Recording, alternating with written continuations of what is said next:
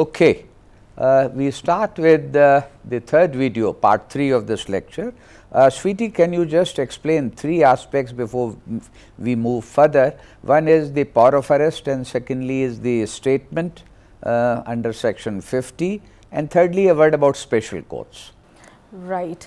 As far as the power of arrest of authorities as specified under the PMLA Act is concerned, even this power of arrest requires reasons to believe on the basis of material in the possession of such authorities. So, also as soon as the this word arrest comes up, consequently the question of bail also comes up, because as soon as any accused person is arrested, he is produced before the magistrate or the special PMLA court, and consequently the question of bail also comes up. Now, the provision of bail under the PMLA Act is specified under section 45 of the PMLA Act. There has been this judgment of Nikesh Tarachand, and it had criticized section 45 of the PMLA Act on the ground that at the stage of bail, the accused has to fulfill the two twin conditions. One is that the public prosecutor has to be given an opportunity of being heard to defend the case, and secondly, the court has to be satisfied that the accused person is not likely to commit any other offence related to him. Now, in this Nikesh Tarachand judgment, the most important point was this, that previously section 45 was standing at a different language, because at the time of bail, the accused person had to prove his innocence in relation to the scheduled offence. Because the words that had been used in section 45 were the offences as specified in part A of the scheduled offence, which has the punishment for 3 years and more. So, there has been questions as to what has been the reasonable classification on the basis of which such words have been written, because this is a PMLA Act. If accused is trying to get bail in the PMLA Act, he should prove his innocence about the money laundering offence and not the scheduled offence. So, after this judgment, there has been amendment in this section, and those words have been now replaced by the word under the Act. So, now the accused has to prove his innocence under the PMLA Act, that is the money laundering offence. So, this is about bail, and after this Nikesh Tarachand judgment, there has been this judgment of Dr. V.C. Mohan, which had reflected on the fact that section 45 not only applies to the regular bail, but also the anticipatory bail, and the recent judgment of Gopal Reddy is very specific on this point, that yes, the provisions of section 45, that is the twin conditions, are also applicable on the anticipatory bail. So, this is about the power of arrest and bail. The next question was about the section 50 statement. In the starting, I would like to throw some light on the fact that section 50 statements are being given the likeness of a judicial proceeding as per subsection 4 of section 50. So, practically as well, these are like court-like proceedings where the accused or any person has been called to help the investigation agency into the offence of money laundering, and they have to disclose their sources of income. So, if the sources are clean, there should be no problem in giving the explanation of such sources, and yes, these section 50 statements are very, very important under the PMLA Act, because the whole balance sheets are being studied at this stage of section 50 statements, and the oral testimonies are being given, and these section 50 statements are admissible as evidence as well. Now, another question was about the special court. Yes, there is a special court to try the offences of money laundering, and they are constituted under section 44 of the PMLA Act, and the next question could come up in the minds of viewer, that what trial procedure these special court follows. So, it is also given under section 44 that the trial before a court of session has to be followed in the cases of money laundering. So, this is about the special courts. I would also like to know as to what is the connection between money laundering and other offences, say cybercrime or narcotics or foreign exchange violations, Benami transactions.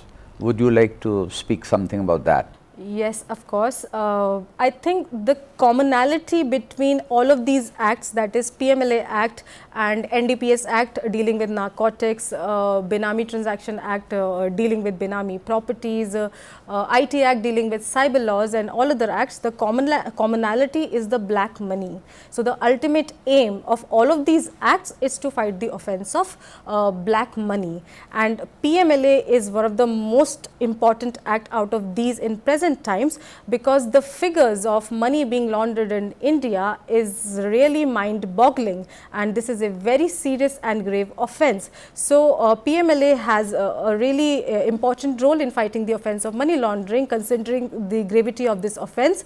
And also, if you want to connect the PMLA law with all of these offences related to the narcotics, that is drug crimes or Benami transactions, then the most important thing to be kept in mind that there has to be a scheduled offence. Like there are certain specified offences under the NDPS Act which are the scheduled offences under the PMLA Act. So, if there is a scheduled offence, only then the money laundering angle could come up. So, without the existence of the scheduled offence, there won't be any point for trying the offence of money laundering. So, this is as per the schedule that is given under the PMLA Act.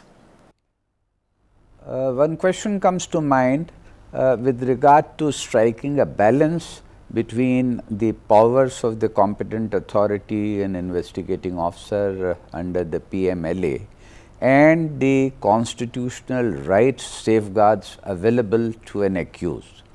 Now, how is a proper balance maintained between these two aspects which at times may be conflicting? Right. I think proper balance has been maintained between the powers of the authorities specified under ED and also the rights of accused, because the ultimate aim of the criminal justice system in India is to do the balancing between the interest of society at large and the powers of the accused person.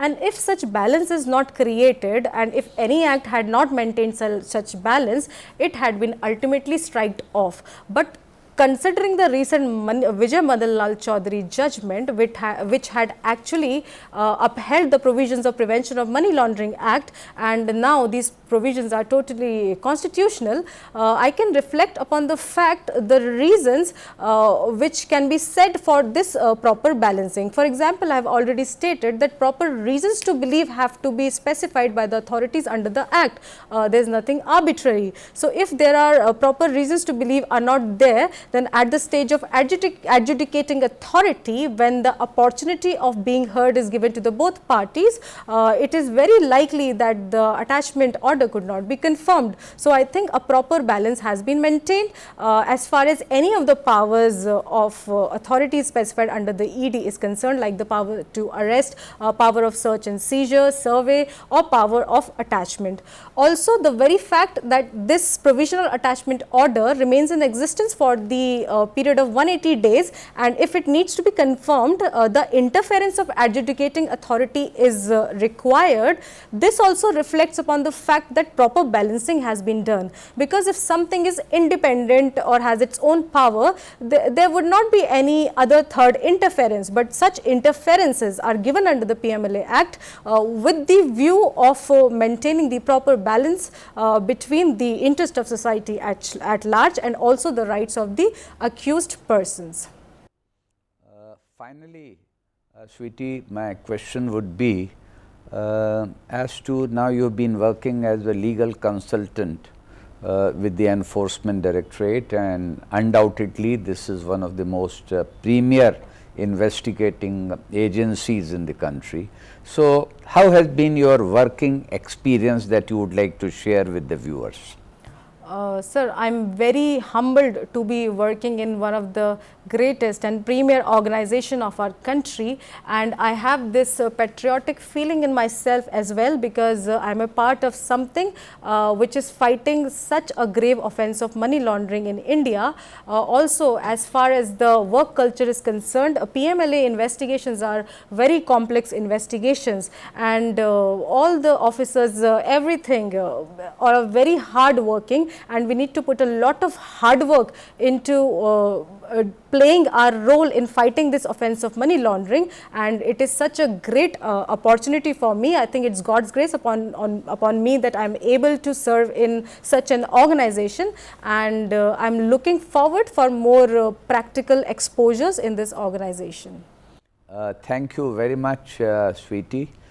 Your lecture has been quite informative, illuminating, and I'm sure that it would help the viewers and particularly the potential, the aspiring teachers who would explain this in their law colleges and law schools. Thank you very much. Thank you, sir. Thank you.